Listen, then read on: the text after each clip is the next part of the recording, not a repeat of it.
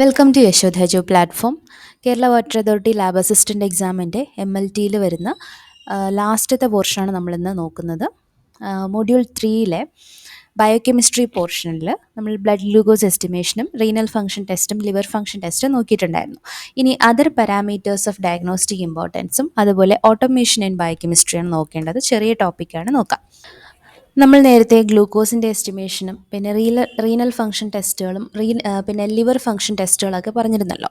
അപ്പോൾ അതുപോലെ തന്നെ ഇമ്പോർട്ടൻ്റ് ആയിട്ട് വരുന്ന മറ്റൊന്നാണ് പലതരത്തിലുള്ള നമ്മുടെ ബോഡി ഫ്ലൂയിഡ്സിൽ കാണുന്ന പലതരത്തിലുള്ള അയോണുകളുടെ ഏറ്റക്കുറച്ചിലുകൾ, അതുപോലെ ഹോർമോണുകളുടെ ഏറ്റക്കുറച്ചിലുകൾ, അതുപോലെ മിനറൽസിൻ്റെയും ഏറ്റക്കുറച്ചിലുകൾ.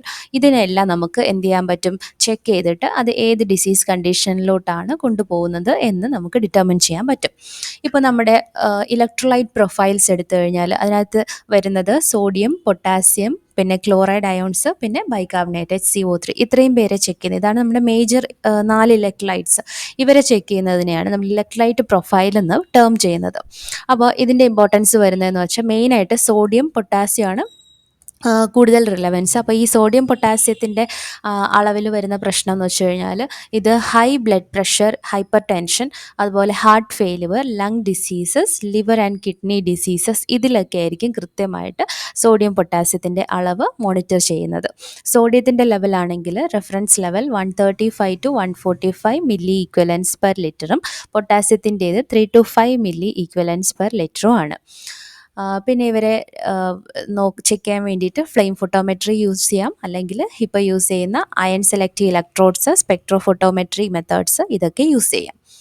ഇനി അടുത്ത മിനറൽസ് നോക്കിക്കഴിഞ്ഞാൽ determination of serum calcium and phosphorus levels help to diagnose disorders of mineral metabolism. നമ്മുടെ ബോഡിയിൽ കാണുന്ന മിനറൽസ് ആണ് കാൽഷ്യം, ഫോസ്ഫറസും. അപ്പോൾ ഈ മിനറൽസിൽ എന്തെങ്കിലും അതിൻ്റെയൊക്കെ ഡിസോർഡേഴ്സ്, ഓക്കെ, അതിൻ്റെ മെറ്റബോളിസത്തിൽ, അതായത് മെറ്റബോളിസം എന്ന് പറയുമ്പോൾ അനബോളിസവും കാറ്റബോളിസവും വരണം. അപ്പോൾ അതിൽ ചിലപ്പോൾ എന്തെങ്കിലുമൊക്കെ ഏറ്റക്കുറച്ചിലുകൾ വരുന്നതിന് അനുസരിച്ചിട്ട് പലതരത്തിലുള്ള ഡിസോർഡേഴ്സ് ബോഡിയിലുണ്ടാവും. നോർമൽ കാൽഷ്യം ലെവൽ എന്ന് പറയുന്നത് 8.5 to 10.5 mg/dL ആണ്. ഇനി കാൽഷ്യത്തിൻ്റെ ലെവൽ കുറവാണ് എന്നുണ്ടെങ്കിൽ അതേത് കണ്ടീഷനിലായിരിക്കും? റിക്കറ്റ്സിലോ ഹൈപ്പോ പാരാതൈറോയിഡിസത്തിലോ റീനൽ ഫെയിലുവറിലൊക്കെയാണ് കാൽഷ്യം ലെവൽ കുറയുന്നത്.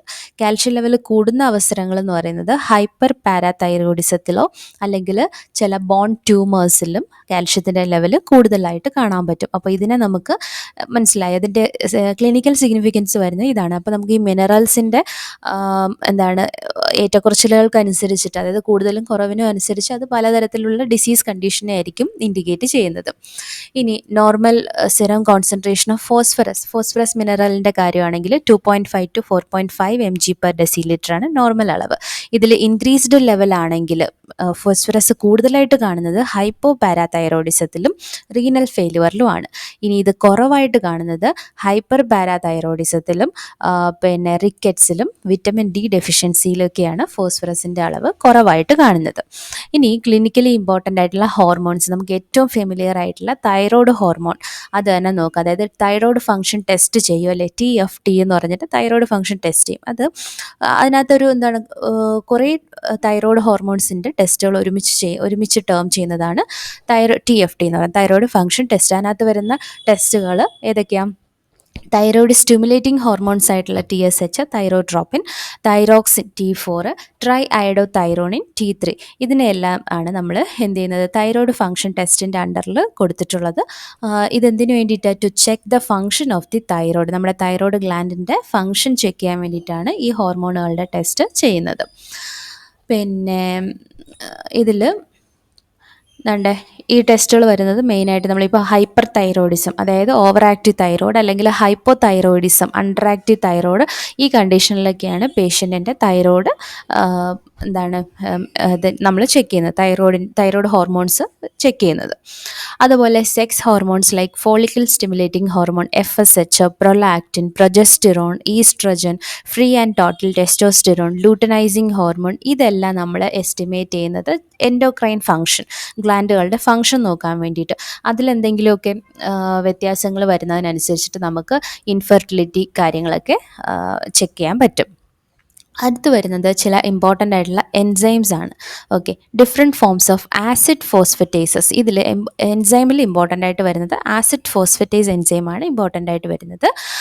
Different forms of acid phosphatases originated from different organs such as prostate, liver, bone and red cells are found in blood. പല സെല്ലുകളിൽ നിന്ന് അല്ലെങ്കിൽ പല ഓർഗൻസിൽ നിന്ന് എന്ത് ചെയ്യുന്നുണ്ട്, ആസിഡ് ഫോസ്ഫറ്റേസ് എൻസൈം ഒറിജിനേറ്റ് ചെയ്യുന്നുണ്ട്, അവിടെ നിന്ന് ഇവോൾവ് ചെയ്യുന്നുണ്ട്. Determination of prostatic fraction of acid phosphatase is useful in the diagnosis of prostatic cancer. Prostatic ക്യാൻസറിനെ ഡയഗ്നോസ് ചെയ്യാൻ വേണ്ടിയിട്ട് നമുക്ക് ഇതുപോലെ ആ ഭാഗത്തു നിന്നുള്ള ഫോസ്ഫറ്റേസ്, ആസിഡ് ഫോസ്ഫറ്റേസ് ടെസ്റ്റ് നോക്കിയാൽ മതി.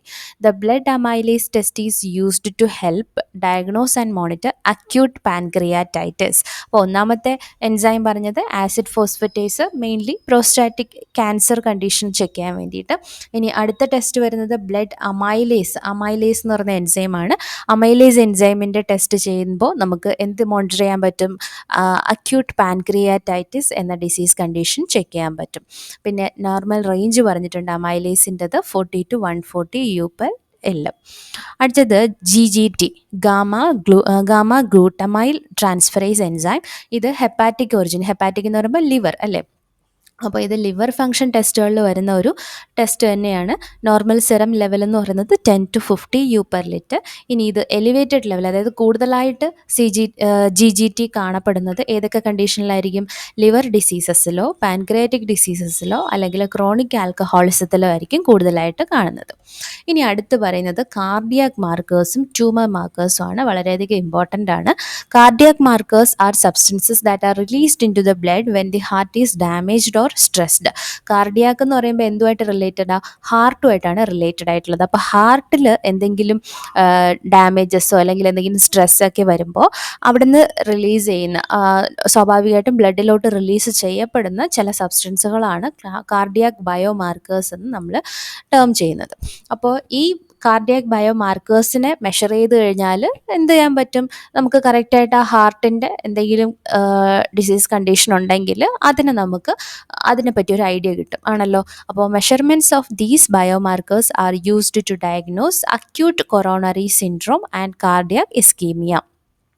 ഈ രണ്ട് കണ്ടീഷൻസിനെ ചെക്ക് ചെയ്യാൻ വേണ്ടി, ഈ രണ്ട് കണ്ടീഷനെ ഡയഗ്നോസ് ചെയ്യാൻ വേണ്ടിയിട്ട് നമുക്ക് കാർഡിയാക് ബയോമാർക്കേഴ്സ് യൂസ് ചെയ്യാം. കറൻ്റ്ലി യൂസിങ് കാർഡിയാക് ബയോമാർക്കേഴ്സ് ഇൻക്ലൂഡ്സ്, ഇത്രയും പേരുകൾ പഠിച്ചു വയ്ക്കുക. കാർഡിയാക് ബയോമാർക്കേഴ്സിൻ്റെ പേരുകൾ പഠിക്കുക. ട്രോപ്പോണിൻസ്, പിന്നെ അതിൽ ട്രോപ്പോണിൻ ഐയും ട്രോപ്പോണിൻ ടിയും, പിന്നെ CK, MB, lactate dehydrogenase LDH, AST, aspartate serum transaminase, myoglobin, natriuretic peptide. ഇത്രയും പേരുകൾ കൃത്യമായിട്ട് കാണാതെ പഠിച്ചു വയ്ക്കുക. കാരണം താഴെ തന്നിട്ടുള്ളതിൽ നിന്നും കാർഡിയാക് മാർക്കർ അല്ലാത്തത് ഏത് എന്ന് വേണമെങ്കിൽ ക്വസ്റ്റ്യൻ വരാം. അപ്പോൾ ഇനി നമ്മൾ ചിലപ്പോൾ കാണാത്ത കാർഡിയാക് മാർക്കേഴ്സിനെ പറ്റി, ഇപ്പോൾ പുതുതായിട്ട് വന്നിട്ടുള്ള സ്റ്റഡീസ് അനുസരിച്ചിട്ടുള്ള മാർക്കേഴ്സും ചിലപ്പോൾ ക്വസ്റ്റ്യനിൽ വരാം. അപ്പോൾ അങ്ങനെയൊക്കെ നമുക്ക് കിട്ടണമെന്നുണ്ടെങ്കിൽ നമ്മൾ കുറച്ചും കൂടി എലാബറേറ്റ് ചെയ്ത് ഇതിനെ ഒന്നുകൂടെ റീഡ് ചെയ്ത് വച്ചിരിക്കുക. എന്തെങ്കിലുമൊക്കെ കാർഡിയാക് മാർക്കേഴ്സും ട്യൂമർ മാർക്കേഴ്സ് എന്നൊക്കെ ലിസ്റ്റൊക്കെ ഗൂഗിളിൽ സെർച്ച് ചെയ്യുമ്പോൾ കുറച്ച് കൂടുതലായിട്ട് കിട്ടും. അപ്പോൾ പഠിക്കാൻ ടൈമുള്ളവർ അതും കൂടി ഒന്ന് ഗോ ത്രൂ ചെയ്ത് കഴിഞ്ഞാൽ, ജസ്റ്റ് ഒന്ന് റീഡ് ചെയ്ത് വെച്ചിരുന്നു കഴിഞ്ഞാൽ നമുക്ക് കുറച്ചുകൂടി ഹെൽപ്ഫുൾ ആയിരിക്കും.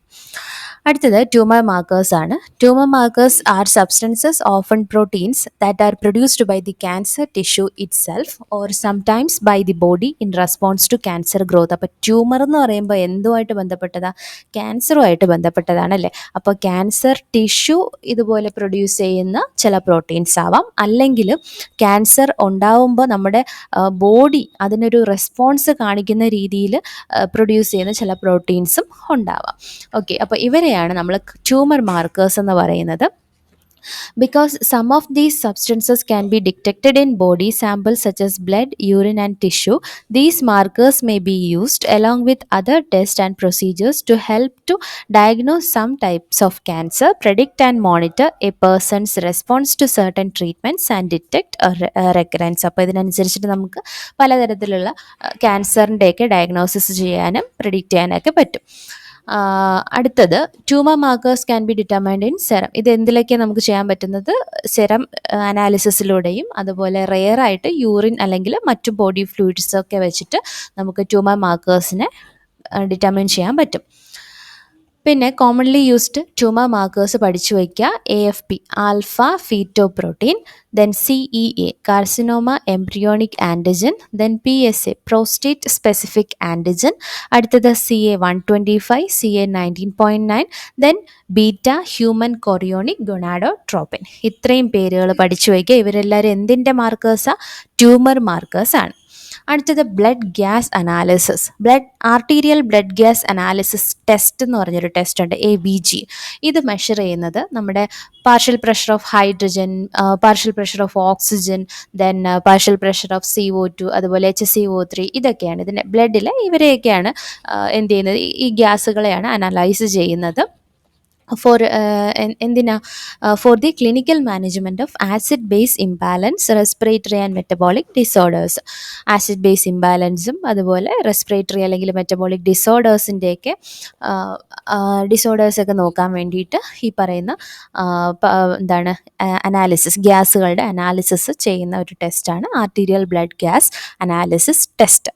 ഇനി നമുക്കിതിൽ കുറച്ച് എന്താണ്, നമ്മൾ ഓൾറെഡി ഹെമറ്റോളജിയിലും ഓട്ടോമേഷൻ പറഞ്ഞിരുന്നു, അതുപോലെ തന്നെ ഇവിടെയും ഓട്ടോമേഷൻ പറയുന്നുണ്ട്. ഓട്ടോമേഷൻ എന്താണ്? നമ്മൾ മാനുവലായിട്ട് നമ്മൾ ഒരു ടെക്നീഷ്യൻ്റെ ഹെൽപ്പോട് കൂടി അല്ലെങ്കിൽ എന്താ പറയുക, ടെക്നീഷ്യൻ അല്ലെങ്കിൽ അനലിസ്റ്റിൻ്റെ ഇൻവോൾവ്മെൻറ്റ് കുറച്ചിട്ട് കൂടുതലും മെക്കാനിക്കലി കൂടുതലും ആ മെഷീൻ തന്നെ ചെയ്യുന്ന രീതിയിൽ എന്താണ് ടെസ്റ്റുകളൊക്കെ നടത്തുന്നതൊക്കെ ആ ഒരു ടെക്നിക്കാണ് ഓട്ടോമേഷൻ എന്ന് പറയുന്നത്. അപ്പോൾ നമ്മളിപ്പം എന്താണ് സാമ്പിളിൻ്റെ സാമ്പിൾ റിയേജൻ്റ് നമ്മൾ മിക്സ് ചെയ്യുന്നത്, പിന്നെ അതിൻ്റെ എന്തെങ്കിലും ഡയല്യൂഷൻ കാര്യങ്ങളൊക്കെ നോക്കുന്നത്, പിന്നെ അതിൻ്റെ ടെസ്റ്റ് ക്യാരി ഔട്ട് ചെയ്യുന്നത്, റിസൾട്ട് വരുന്നത്, റിപ്പോർട്ട് എടുക്കുന്നത്. അപ്പോൾ ഇതെല്ലാം ഓട്ടോമാറ്റിക്കലി നമുക്ക് മെഷീൻ്റെ ഹെൽപ്പോട് കൂടി ചെയ്യാൻ പറ്റും അല്ലേ? അല്ലെങ്കിൽ മാനുവൽ അല്ലെങ്കിൽ നമുക്ക് എന്താ നമ്മുടെ ഒരു അനലിസ്റ്റിൻ്റെ ഹെൽപ്പോട് കൂടി തന്നെ ഇതെല്ലാം ചെയ്യേണ്ടി വരും. അപ്പോൾ മാക്സിമം എന്താണ് ഇത്തരത്തിലുള്ള ഒരു ഒരു എക്സ്റ്റേണൽ ഒരു മാനിൻ്റെ ആവശ്യം എന്താണ് യൂസ് കുറച്ചിട്ട് ഫുള്ളായിട്ട് ഈ ഒരു മെഷീനിലോട്ട് പോകുന്ന ആ ടെക്നിക്കാണ് ഓട്ടോമേഷൻ. അപ്പോൾ അതിനനുസരിച്ചിട്ട് ഓട്ടോമേഷൻ്റെ യൂസ് എന്ന് പറയുന്നത്, അഡ്വാൻറ്റേജ് എന്ന് പറയുന്നത് നമുക്ക് എന്താ എറേഴ്സ് കുറവായിരിക്കും, പിന്നെ കൂടുതൽ ടെസ്റ്റുകൾ അറ്റ് എ ടൈം ചെയ്യാൻ പറ്റും. സോ ഇതൊക്കെ തന്നെയാണ് ഇതിൻ്റെ ഇമ്പോർട്ടൻസ് വരുന്നത്. പ്രിസിഷനൊക്കെ വളരെ കൂടുതലായിരിക്കും. അപ്പോൾ ഇതിൽ നമ്മൾ ടൈപ്സ് ഓഫ് അനലൈസേഴ്സ് നേരത്തെ നോക്കിയ പോലെ തന്നെ ഇവിടെയും semi auto analyser, fully auto analyser, batch analyser, random access auto analysers ഉണ്ട്. സെമി ഓട്ടോ അനലൈസർ എന്ന് പറയുമ്പോൾ എന്തായിരിക്കും? It is a partial, semi എന്ന് പറയുന്നത് തന്നെ ഒരു പാർഷ്യൽ ആണല്ലേ. It is a partial automation technique. Here the samples and reagents are mixed and read manually. Calculation and reporting is done by the instrument. ഇവിടെ instrument ചെയ്യുന്നത് കാൽക്കുലേഷനും പിന്നെ എന്താണ് റിസൾട്ടിൻ്റെ റിപ്പോർട്ടിങ്ങും ആണ് ആര് ചെയ്യുന്നത്? മെഷീൻ ചെയ്യുന്നത്. ബാക്കിയെല്ലാം അനലിസ്റ്റ് തന്നെ ചെയ്യും. അടുത്തത് ഫുള്ളി ഓട്ടോ അനലൈസർ ആണെങ്കിൽ ഇവിടെ എല്ലാ സ്റ്റെപ്പുകളും like here all the steps including pipetting and mixing of sample and reagent, incubation, reading, calculation and reporting is done by the instrument. Fully auto analyser can be of different types. അപ്പോൾ പലതരത്തിലുള്ള fully auto analysers ഉണ്ട്. ഇതെല്ലാം എന്താണ്? Fully auto analyser എന്ന് പറയുമ്പോൾ എല്ലാ കാര്യങ്ങളും ഒരു എക്സ്പെരിമെൻറ്റിൻ്റെ ഭാഗമായിട്ട് വരുന്ന എല്ലാ കാര്യങ്ങളും ആ ഒരു മെഷീൻ തന്നെ ചെയ്തോളും. അടുത്തത് batch analyser. One parameter is tested at A time enabling one batch of a specific test to be automatically conducted. The next parameter is estimated only after completion of one. Batch analyser എന്ന് പറയുമ്പോൾ ഓരോ ബാച്ചായിട്ട്, അതായത് ഒരു parameter ഒരിക്കൽ ചെയ്യും. അത് കഴിഞ്ഞിട്ട് ആ ടെസ്റ്റ് ഫുള്ളായിട്ട് കഴിഞ്ഞ് അതിൻ്റെ റിസൾട്ട് വന്നതിന് ശേഷം മാത്രമേ അടുത്ത പാരാമീറ്റർ ചെയ്യത്തുള്ളൂ. സോ അറ്റ് എ ടൈം ഒരു ടെസ്റ്റ്, അതാണ് ബാച്ച് അനലൈസർ. എന്നാൽ random access and auto analysers ഉണ്ട്. അതായത് ഇവരുടെ പ്രത്യേകത, ഇവർക്ക് ഒന്നിൽ കൂടുതൽ റിയേജൻറ്റുകളെ സ്റ്റോർ ചെയ്ത് വെക്കാൻ പറ്റും. അതുകൊണ്ട് തന്നെ ഇവർക്ക് റാൻഡമായിട്ട് ഏത് ടെസ്റ്റുകളും ചെയ്യാനും പറ്റും. Okay, these analysers can store more than one reagent. Samples are placed in the machine and the computer is programmed to carry out any number of selected tests on each sample. Priority can be given to test any sample or any test without any specific order. Hence they are also called STAT. ഇതിൻ്റെ മറ്റൊരു പേര് stat, short turn around time analysers എന്നും പറയും. They can perform single test, profile pattern or emergency test. Okay. അത് കഴിഞ്ഞാൽ പിന്നെ അടുത്ത് വരുന്ന ഒരു ഇൻസ്ട്രുമെൻ്റാണ് ഇലക്ട്രോലൈറ്റ് അനലൈസർ. ഓക്കെ, നമ്മൾ നേരത്തെ സോഡിയം, പൊട്ടാസ്യം, ഇലക്ട്രോലൈറ്റ്സിൻ്റെ കാര്യം പറഞ്ഞിരുന്നില്ലേ? അപ്പോൾ അതിനെയൊക്കെ അനലൈസ് ചെയ്യുന്ന അത്തരത്തിലുള്ള ഇലക്ട്രോലൈറ്റ്സിനെ എസ്റ്റിമേറ്റ് ചെയ്യാൻ വേണ്ടിയിട്ട് യൂസ് ചെയ്യുന്ന ഒരു ഓട്ടോമാറ്റിക് ഇൻസ്ട്രുമെൻ്റാണ് ഇലക്ട്രോലൈറ്റ് അനലൈസർ എന്ന് പറയുന്നത്. ഇത് മുന്നേ ഫ്ലെയിം ഫോട്ടോമീറ്റർ യൂസ് ചെയ്തിരുന്നു. അതിന് പകരമായിട്ട് ഇപ്പോൾ യൂസ് ചെയ്യുന്ന ലേറ്റസ്റ്റ് ഇൻസ്ട്രുമെൻ്റാണ് ഇലക്ട്രോലൈറ്റ് അനലൈസേഴ്സ്. അപ്പോൾ ഇവരുടെ പ്രത്യേകത എന്ന് പറയുന്നത് ഇതിൻ്റെ മെഷർമെൻ്റ് എല്ലാം പൊട്ടൻഷ്യോമെട്രിക് മെത്തേഡിലൂടെയാണ് മെഷർ ചെയ്യുന്നത്. ഇതിൽ അയോൺ സെലക്റ്റീവ് ഇലക്ട്രോഡുകളുണ്ടാവും. ഓക്കെ, അയോൺ സെലക്റ്റീവ് ഇലക്ട്രോഡ് ഉണ്ടാവും. ഇത് തന്നെ അയോൺ സെലക്റ്റീവ് ഇലക്ട്രോഡ്. ഈ ഇലക്ട്രോഡിൻ്റെ പ്രത്യേകത എന്ന് പറയുന്നത് ഇതിലൊരു മെംബ്രെയിൻ ഉണ്ടാവും. ഈ മെംബ്രെയിൻ എന്ന് പറയുന്നത് ചില കെമിക്കൽസ് കോട്ട് ചെയ്തിട്ടുള്ള മെംബ്രെയിൻസ് ആണ്. ഓക്കെ, അപ്പോൾ ഈ മെംബ്രെയിൻ, അത്തരത്തിലുള്ള മെംബ്രെയിനാണ് നമ്മൾ മെംബ്രെയിൻ വെച്ചിട്ടുള്ള ഇലക്ട്രോഡുകൾ. അതിനാണ് ഇവിടെ അയൺ സെലക്റ്റീവ് ഇലക്ട്രോഡ്സ് അല്ലെങ്കിൽ ISCs ആണ് ഇവിടെ മെയിനായിട്ട് നമ്മൾ നോക്കാനുള്ളത്. ഈ ISCസിൽ അല്ലെങ്കിൽ ഈ ISCസിൽ യൂസ് ചെയ്യുന്ന മെംബ്രെയിൻസ് എന്ത് ചെയ്യും? അതിൽ ഇപ്പോൾ പൊട്ടാസ്യത്തിൻ്റെ സ്പെസിഫിക് ആയിട്ടുള്ള മെംബ്രെയിൻസ് ആണെങ്കിൽ ആ പൊട്ടാസ്യം അയോൺസ് വരുമ്പോൾ അതിനെ സെൻസ് ചെയ്ത് റീഡ് ചെയ്യും. ഓക്കെ, സോ ഇങ്ങനെയാണ് നമ്മൾ ഇലക്ട്രോലൈറ്റ് അനലൈസേഴ്സ് യൂസ് ചെയ്ത് അതിൻ്റെ വർക്കിംഗ് കാര്യങ്ങളൊക്കെ വരുന്നത്. പിന്നെ ഇതിൽ they may be impregnated with chemicals called ionophores. ഇതിൽ ഇംപ്രഗ്നേറ്റ് ചെയ്യുന്ന കെമിക്കൽസിന് അയണോഫോർസ് എന്നാണ് പറയുന്നത്. Which allow only selected ions to be sensed by the electrodes. ഈ അയണോഫോറുകളാണ് ആ സെലക്റ്റഡ് അയോൺസിനെ മാത്രം സെൻസ് ചെയ്യാനായിട്ട് ഹെൽപ്പ് ചെയ്യുന്നത്. അടുത്ത് വരുന്നത് അഡ്വാൻസ്ഡ് അസേ ടെക്നിക്സിൽ ഒന്നാമത്തേത് കെമി ലൂമിനസെൻറ്റ് ഇമ്മ്യൂണോ അസേ. ഇതിലെന്ന് പറയുമ്പോൾ ലൈറ്റ് എമിഷൻ, ഇപ്പോൾ ഒരു കെമിക്കൽ റിയാക്ഷൻ നടത്തിയിട്ട് അതിൽ നിന്ന് പ്രൊഡ്യൂസ് ചെയ്യുന്ന ലൈറ്റിൻ്റെ എമിഷൻ, അതിൻ്റെ ബേസിലാണ് കെമി ലൂമിനസെൻറ്റ് ഇമ്മ്യൂണോ അസേ വർക്ക് ചെയ്യുന്നത്. ഇനി അടുത്തൊരു ടെക്നിക്കാണ് കെമി ഫ്ലൂറസെൻസ് അസേ. ഇതിലെന്ന് പറയുമ്പോൾ ഒരു എൻസമാറ്റിക് റിയാക്ഷൻ നടന്നിട്ട് ഒരു സബ്സ്ട്രേറ്റിനെ കൺവേർട്ട് ചെയ്ത് ഫ്ലൂറസെൻ്റ് പ്രോഡക്റ്റ് ആക്കും. ഓക്കെ, അങ്ങനെ അതിൻ്റെ ഫലമായിട്ടാണ് ആ ഫ്ലൂറസെൻസിനെ, അപ്പോൾ കിട്ടുന്ന ഫ്ലൂറസെൻസിനെ ഡിറ്റക്റ്റ് ചെയ്തുകൊണ്ട് വർക്ക് ചെയ്യുന്ന ഒരു അസേയാണ് കെമി ഫ്ലൂറസെൻസ് അസേ എന്ന് പറയുന്നത്. അടുത്തത് ടർബിഡോമെട്രിയിൽ the assay involve with measuring the amount of transmitted light. ഒരു ലൈറ്റ് ഇൻസിഡൻറ്റ് ചെയ്ത് അത് ട്രാൻസ്മിറ്റ് ചെയ്ത് വെളിയിലോട്ട് പോകുമ്പോൾ ആ ട്രാൻസ്മിറ്റ് ചെയ്യുന്ന ലൈറ്റിൻ്റെ മെഷർമെൻ്റ് എടുത്തിട്ട് അതിൻ്റെ ബേസിലാണ് ഈ ഒരു അസേ വർക്ക് ചെയ്യുന്നത്. പിന്നെ നെഫലോമെട്രി എന്ന് പറയുന്നത് is concerned with measurement of scattered light from A CUET containing suspended particles in A സൊല്യൂഷനിൽ കുറേ സൊല്യൂഷനിൽ സസ്പെൻഡഡ് പാർട്ടിക്കിൾസിൽ നിന്ന് എന്ത് ചെയ്യുന്നുണ്ട്? ലൈറ്റ് ഇങ്ങനെ സ്കാറ്റർ ചെയ്ത് പുറത്തോട്ട് പോകും. അപ്പോൾ ആ സ്കാറ്റർ ചെയ്യുന്ന ലൈറ്റിനെ മെഷർ ചെയ്തിട്ട് എന്ത് ചെയ്യുന്നത്? നമ്മുടെ സൊല്യൂഷനിലെ അല്ലെങ്കിൽ നമ്മുടെ സാമ്പിളിലെ കണ്ടൻറ്റിനെ ഡിറ്റർമിൻ ചെയ്യുന്ന ഒരു മെത്തേഡാണ് nephelometry used in the determination of immunoglobulin, haptoglobulin, C reactive protein etcetera in സെറത്തിലെ ഇമ്മ്യൂണോഗ്ലോബുലിൻ്റെയും ഹാപ്റ്റോഗ്ലോബുലിൻ്റെയും സി റിയാക്റ്റീവ് പ്രോട്ടീൻ്റെയൊക്കെ ഡിറ്റർമിനേഷന് വേണ്ടിയിട്ടാണ് നെഫലോമെട്രി യൂസ് ചെയ്യുന്നത്. അടുത്ത് വരുന്നത് HPLCയുടെ ഫുൾ ഫോം പഠിച്ചു വയ്ക്കുക. High performance liquid chromatography. സാധാരണ നമ്മുടെ ക്രൊമാറ്റോഗ്രഫി കേട്ടിട്ടുണ്ടാവുമല്ലോ, ഒരു സാമ്പിളിലെ എന്തെങ്കിലും സാമ്പിളിൽ നമുക്ക് പ്രോട്ടീൻസ് എന്ത് കണ്ടൻറ്റും ആയിക്കോട്ടെ അതിനെ നമുക്ക് വേർതിരിച്ചെടുക്കാൻ വേണ്ടിയിട്ട് യൂസ് ചെയ്യുന്ന ഒരു മെത്തേഡാണ് ക്രൊമാറ്റോഗ്രഫി എന്ന് പറയുന്നത്. അപ്പോൾ അതിൻ്റെ മറ്റൊരു method HPLC, high performance liquid chromatography. Okay, ഇതിലൊരു സോൾവെൻറ്റ് ഒരു മൊബൈൽ ഫേസും ഉണ്ടാവും, സ്റ്റേഷനറി ഫേസും ഉണ്ടാവും. പിന്നെ ഇതിൽ നോക്കാനുള്ളത്, ഇവിടെ ഈ ഹൈ പെർഫോമൻസ് ലിക്വിഡ് ക്രൊമാറ്റോഗ്രഫിയിൽ യൂസ് ചെയ്യുന്നത് instead of a solvent being allowed to drip through a column under gravity, in HPLC a sample mixture or analyte is forced through a solvent known as the mobile phase at high pressure through a column with chromatographic packing material stationary phase. ഇവിടെ നമ്മുടെ sample നമുക്ക് ഏതാണോ കണ്ടുപിടിക്കേണ്ടത് അതിനെ analyte അല്ലെങ്കിൽ sample മിക്സ്ചറിനെ സോൾവെൻറ്റിലൂടെ കടത്തിവിടുന്നത് ഒരു ഹൈ പ്രഷർ കൊടുത്തിട്ടാണ്, ഓക്കെ, ഹൈ പ്രഷർ കൊടുത്തിട്ടാണ് കടത്തി വിടുന്നത്. പിന്നെ ഇവിടെ sample is carried by a moving carrier gas stream of helium or nitrogen. പിന്നെ ഇവിടെ യൂസ് ചെയ്യുന്ന ഗ്യാസുകൾ ഹീലിയം അല്ലെങ്കിൽ നൈട്രജൻ ഗ്യാസുകളാണ് ഇവിടെ യൂസ് ചെയ്യുന്നത്. പിന്നെ ഇതിൻ്റെ ക്ലിനിക്കൽ ആപ്ലിക്കേഷൻസ് വരുവാണെങ്കിൽ യൂറിൻ അനാലിസിസ്, ആൻറ്റിബയോട്ടിക് അനാലിസിസ്, പിന്നെ analysis of bilirubin, biliverdin, hepatic disorders, detection of endogenous neuropeptides in extra cellular fluid of brain etcetera. അപ്പോൾ ഇതിൻ്റെ നമുക്ക് അത്രയും ഡീറ്റെയിൽ ആയിട്ടുള്ള സാധാരണ ബയോകെമിസ്ട്രി അല്ലെങ്കിൽ ഒരു ഡിഗ്രി ലെവൽ എക്സാമിനൊക്കെയാണ് നമുക്ക് ഇതിൻ്റെ കംപ്ലീറ്റ് ഒരു പ്രിൻസിപ്പിളും ഫുൾ ഡീറ്റെയിൽസ് വേണ്ടത്. ഇവിടെ നമുക്കിപ്പോൾ ചെറിയ ചെറിയ കാര്യങ്ങൾ ഇതിനകത്ത് തന്നെ കൊടുത്തിട്ടുണ്ട്, അത്രയും നോക്കിയാൽ മതിയാവും. പിന്നെ വരുന്നത് പോയിന്റ് ഓഫ് കെയർ ടെസ്റ്റിംഗ് ആണ്. POCT എന്ന് പറയുന്നത്. Point of care testing is the testing at or near the point of care that is at the bedside. This contrast with the historical pattern in which testing mostly confined to the medical laboratory. POCT brings the test conveniently and immediately to the patient. Okay, അതായത് നമ്മൾ conventional മെത്തേഡൊക്കെ നോക്കിക്കഴിഞ്ഞാൽ sample എടുക്കുന്നതും പിന്നെ അതിൻ്റെ analysis ഒക്കെ നടത്തുന്നതിനും എല്ലാം നമുക്കൊരു ലബോറട്ടറി തന്നെ വേണം അല്ലേ.